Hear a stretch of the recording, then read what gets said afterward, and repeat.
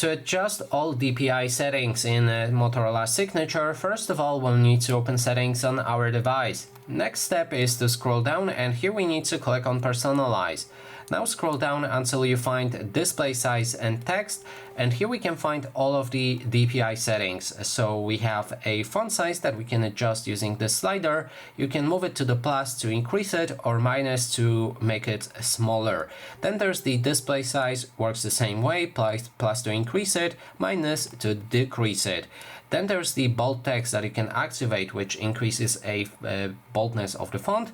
Then there's the outline text, which outlines all of the text when possible. So for example, if there's text like this in a small window, it will be outlined. And this helps you with the contrast options if you're having a hard time reading some text. And that is basically everything. Thanks so much for watching.